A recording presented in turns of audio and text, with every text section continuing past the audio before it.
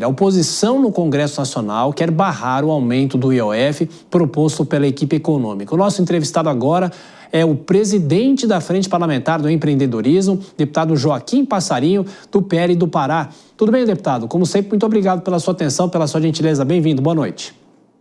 Boa noite, Thiago. Prazer falar com vocês aqui de um assunto tão importante como esse. Prazer é nosso. Bom, nessa segunda-feira a gente viu que o presidente da Câmara se posicionou criticando a possibilidade de novos aumentos de impostos.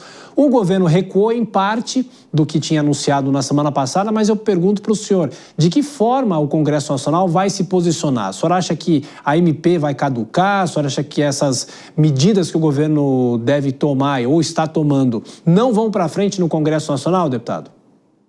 Eu acho que não, visto que o número de PDLs, são o instrumento que nós temos para cancelar atos do Executivo, foi recorde, né? E em menos de 24 horas, 17 PDLs foram apresentados por diversos partidos, por diversos deputados, para poder sustar esse aumento de imposto disfarçado, né? Porque quando você fala em aumento de impostos, você tem o princípio da anualidade.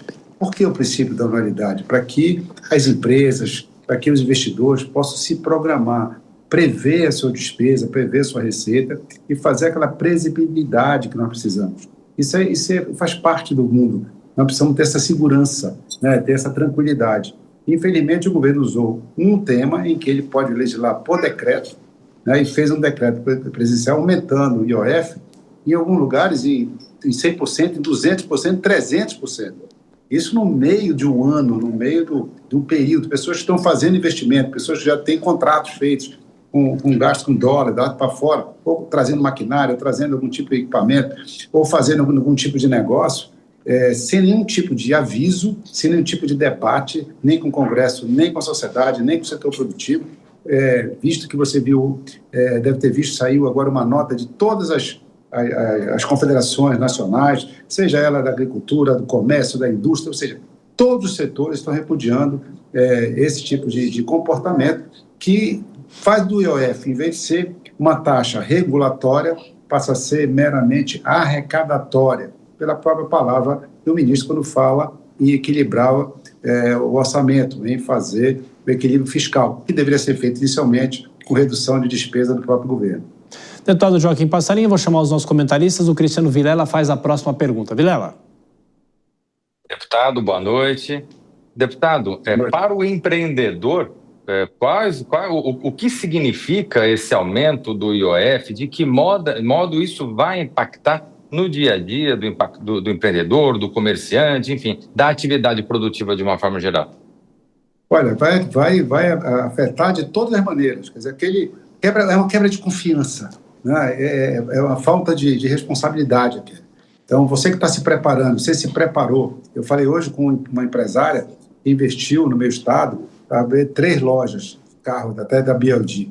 Negócio fechado, inaugurou uma semana passada, mais 2 inaugurando semana que vem.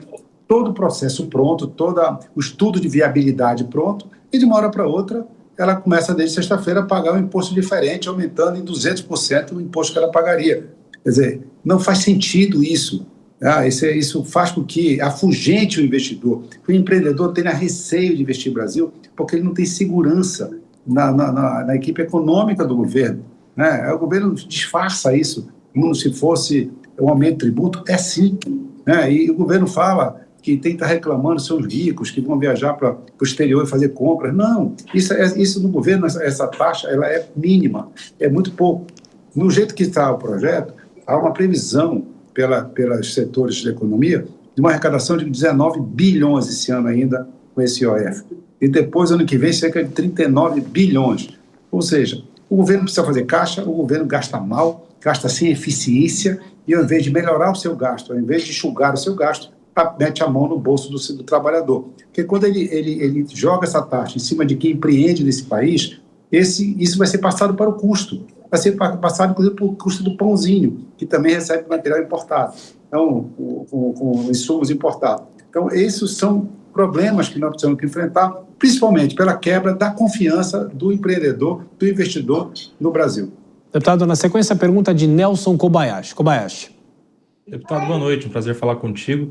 A respeito desta iniciativa no Legislativo de barrar o projeto, isso está no campo só ali da oposição ou há clima com outros partidos, de centro principalmente, que possam aderir a esse projeto para restringir ou para impedir o projeto do governo em relação ao IOF? Qual é o clima no Congresso Nacional?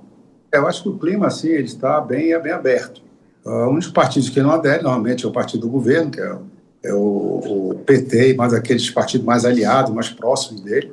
Fora isso, de todos os outros partidos. Há uma reação geral, porque não é uma reação do Congresso, é uma reação da sociedade, do setor produtivo.